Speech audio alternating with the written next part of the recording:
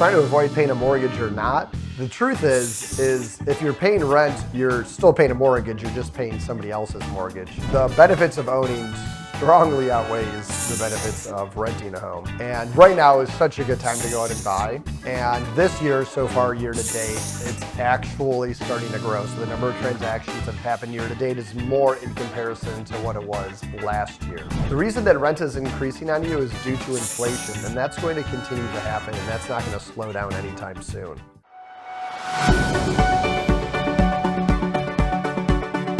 There's been a trend lately where a lot of people are renting instead of owning, and the average age of the first homeowner is increasing and increasing. There's a lot of people that are still living with their parents and that are in their 20s and early 30s, or they're still out there renting. And it's really interesting and fascinating. And so there's a lot of common myths out there that people have that I just want to help debunk, because I'm having this conversation with people all the time. And so, a lot of people have this opinion that interest rates are high right now, so it's cheaper to rent.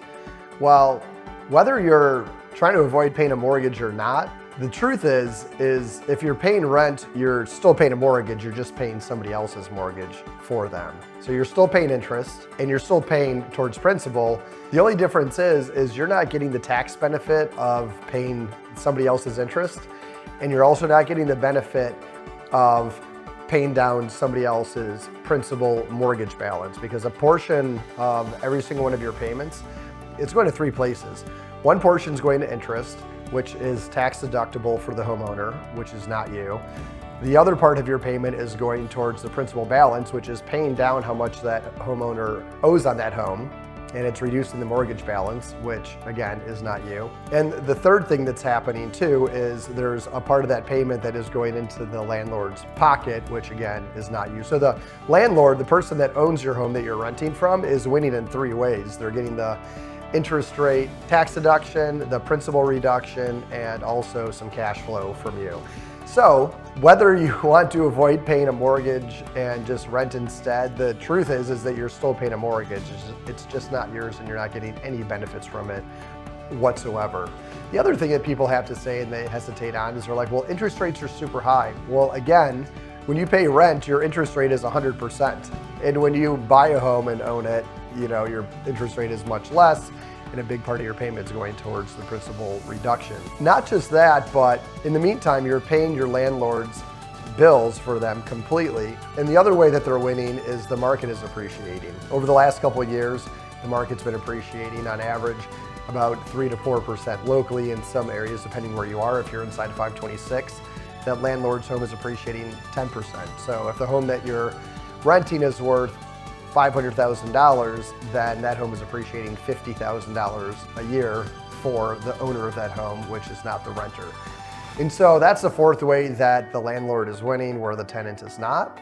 And it's a really interesting thing that a lot of people have been hesitant to jump into home ownership, and they're waiting for something, and I'm not sure exactly what that is, but they're really missing out on all these benefits on generating wealth. And so at some point in their life, they're probably going to get along to a point, eventually purchase, but they're going to miss out on 10, 20, 25 years of interest tax deductions, $50,000 a year of appreciation, somewhere around, $25,000 a year in principal mortgage pay down. So all these different ways to generate wealth that they're completely missing out on.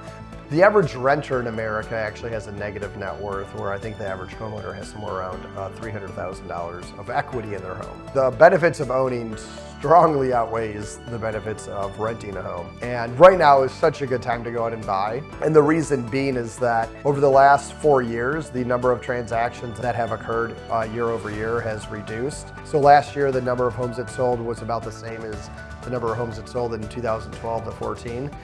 And this year, so far year to date, it's actually starting to grow. So the number of transactions that have happened year to date is more in comparison to what it was last year. Now, the reason that's really important is what's happening is the demand is picking up, but supply is not. And when that happens, more appreciation occurs. If interest rates trickle down just a hair, I think it's going to increase consumer confidence even more, and we're going to get more buyers out there, and again, more appreciation. We'll probably be back into double-digit appreciation in addition to multiple offers.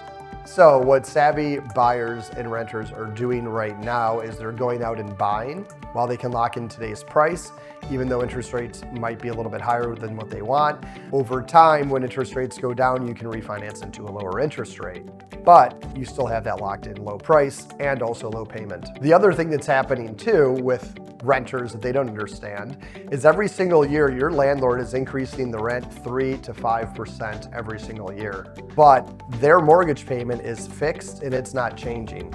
So every single year their cash flow is increasing because you're paying more every single year. Where savvy homeowners, they know when they buy, they're locking in their payment. The reason that rent is increasing on you is due to inflation, and that's going to continue to happen, and that's not going to slow down anytime soon. So you might be facing 5% increases every year, and it might not feel like a lot to you, but you're going to look up in 10 years from now and realize you're paying a whole lot more than you were before.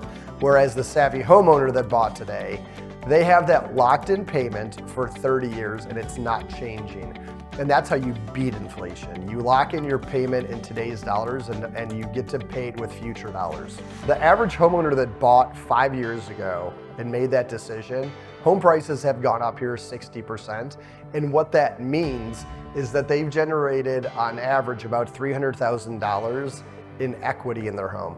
And that doesn't include the principal reduction payment and the tax write-off savings of home ownership. So when you take that into consideration and look at the years ahead, and we're still appreciating, if you want to be just like one of those savvy homeowners that made that great decision 5 years ago, now is the time, not waiting for something to happen. Because what's not happening are prices going down.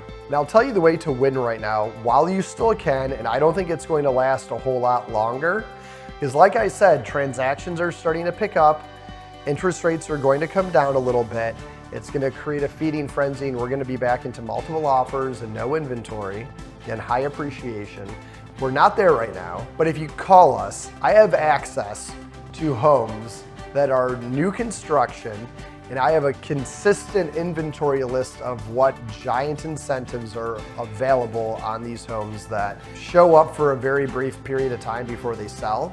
So if you want to save $50,000, $60,000, $70,000, $80,000 on a brand new home right now, call us, because this list of inventory that has huge, deep discounted homes that builders want to move constantly changes. And so you have to get in touch with us and we can hook you up with that, which you can use in many different ways. You can take that $80,000 discount right off the price of the home. You can use that towards interest rate buy downs and get a 3% interest rate. There's many different options out there. But again, as soon as the market fires up, all those incentives are gone. And builders don't offer them on all properties. It's unique, few select homes in different neighborhoods. It's not consistent across all neighborhoods. It's not consistent across all homes. It's just ones that they want to move in particular.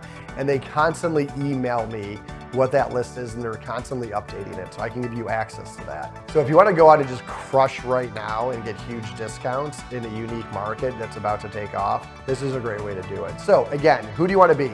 The savvy homeowner that's sitting on $300,000 in equity in 5 years from now, or the poor renter that doesn't have hardly any net worth in comparison to the homeowner that just was paying their landlord's mortgage and making that person rich? Thanks so much, and hope to hear from you soon.